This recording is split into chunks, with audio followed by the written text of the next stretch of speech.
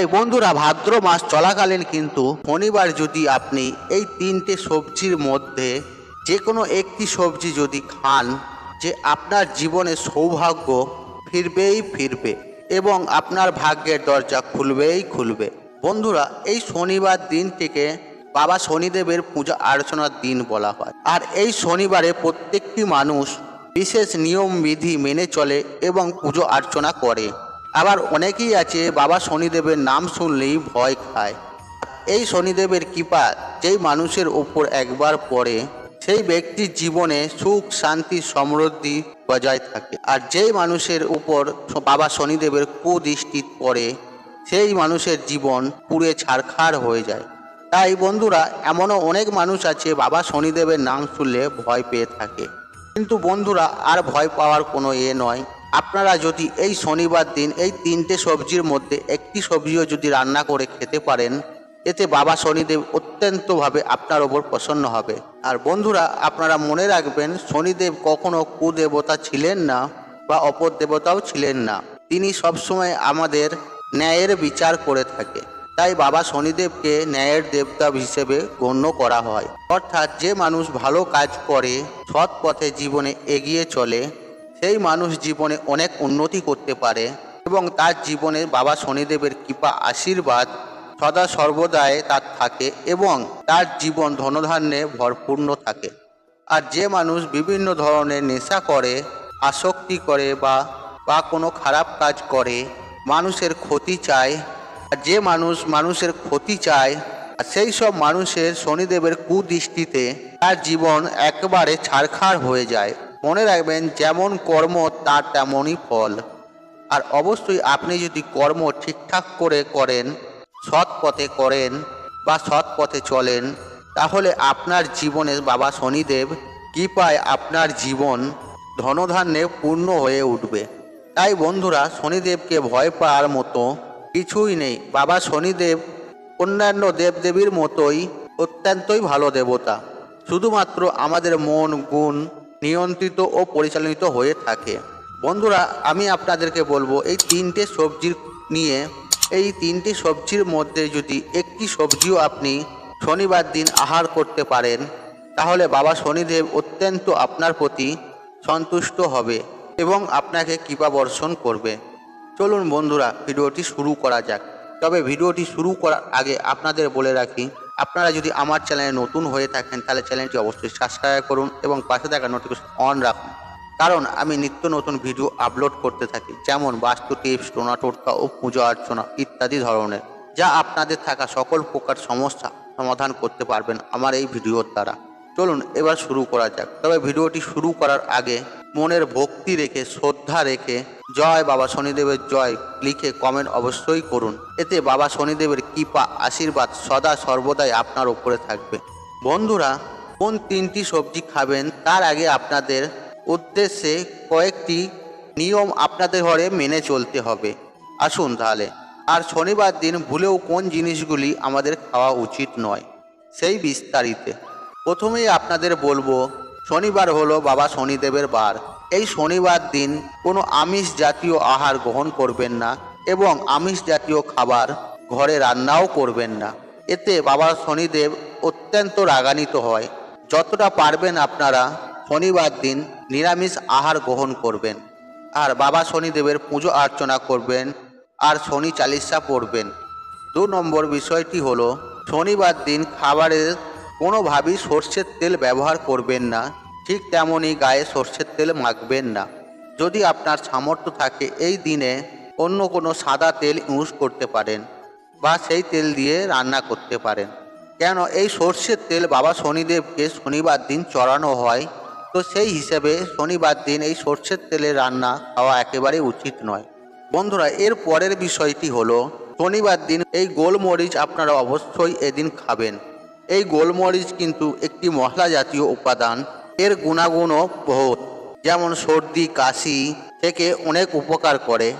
এদিন চাইলে আপনারা গোলমরিচ খেতে পারেন, কোনো সমস্যা নেই, আপনারা খেতে পারেন। এই গোলমরিচ অত্যন্ত উপকারী।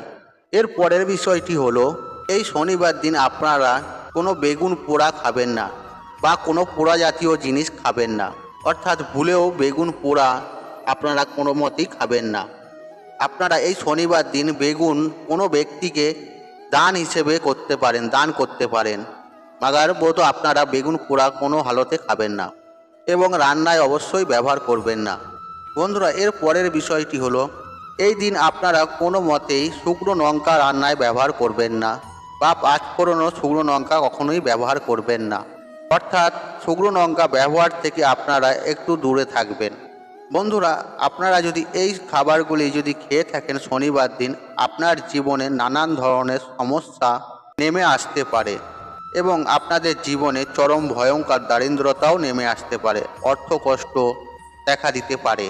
বন্ধুরা, এরপর আপনাদের উদ্দেশ্যে জানাবো কোন তিনটি সবজি রান্না করে খেলে বা আহার করলে আপনার সৌভাগ্যের জন্য অত্যন্ত শুভ এবং আপনার ভাগ্য দরজা খুলতে বেশি সময় লাগবে না, বাবা শনিদেবের আশীর্বাদ ও কৃপায়। বন্ধুরা, আমি প্রথমেই যে জিনিসটার কথা বলবো সেটি হলো, আর সেই খাবারটি হলো মুগ ডাল। হ্যাঁ বন্ধুরা, আপনারা একেবারে ঠিকই শুনেছেন। যদি আপনারা পারেন এই দিন অতি অবশ্যই আপনারা এই শনিবার দিন মুগ ডাল রান্না করবেন। আর বন্ধুরা, অনেকেই হয়তো মুগ ডাল খেতে ভালোবাসে, অনেকেই হয়তো ভালোবাসে না বা পছন্দ করে না। আর এই শনিবার দিন যদি আপনারা মুগ ডালের কোনো কিছু রান্না করে আহার করতে পারেন, তা অত্যন্ত শুভ বলে গণ্য করা হয়েছে। বন্ধুরা, দ্বিতীয় যে জিনিসটি হলো, আর সেটি হলো লাউ। হ্যাঁ বন্ধুরা, আপনারা একেবারে ঠিকই শুনছেন। বন্ধুরা, আপনারা এই দিন লাউয়ের তরকারি বা লাউয়ের যে কোনো রেসিপি করে খেতে পারেন।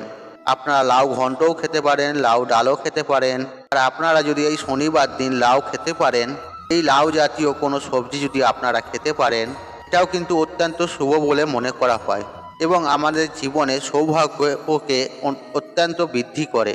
বন্ধুরা, এর পরের যে বিষয়টি হলো, সেই খাবারটি হলো, আর সেই সবজিটি অনেকেই নাম শুনেছেন বা অনেকেই জানেন, অনেকেই খান বা অনেকেই হয়তো খেতে ভালোবাসেন না, আর সেটি হলো পনিরের তরকারি। হ্যাঁ বন্ধুরা, আপনারা একেবারে ঠিকই শুনছেন।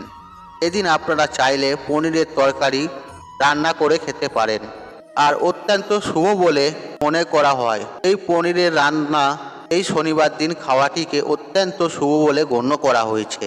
আর এই পনির হয়তো অনেক মানুষ খেতে ভালোবাসে বা অনেক মানুষ খেতে ভালোবাসেন না।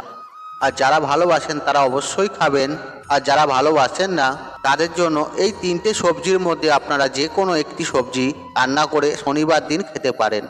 বন্ধুরা, তাহলে বুঝতেই পারলেন কোন তিনটে সবজি, পনির, মুগ ডাল আর লাউ, যে কোনো একটি সবজি আপনারা রান্না করে শনিবার দিন খেলে আপনাদের সৌভাগ্য ফিরবেই ফিরবে। বন্ধুরা, এর পাশাপাশি আপনাদের বলে রাখি, কোনো ব্যক্তি যদি শনিদেবের 7.5 দোষ আমাদের জীবনে কাটার পর আর কখনোই ভাববেন না যে আপনার জীবনে খারাপ কিছু হতে চলেছে।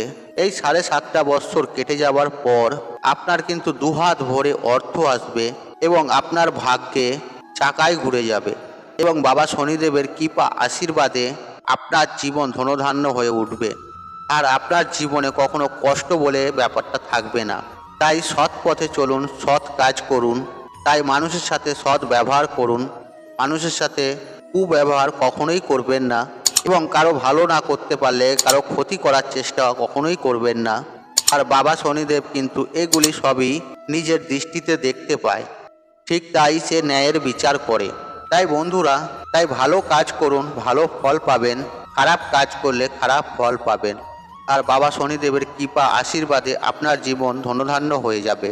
বন্ধুরা, তাই আজকের মতন বিদায় নিলাম। আশা করি ভিডিওটি দেখে উপকৃত পেয়েছেন। তাহলে ভিডিওতে একটি লাইক করুন, একটি কমেন্ট করুন, একটি শেয়ার করুন এবং বন্ধুবান্ধব আত্মীয়জনদের সাথে শেয়ার অবশ্যই করুন।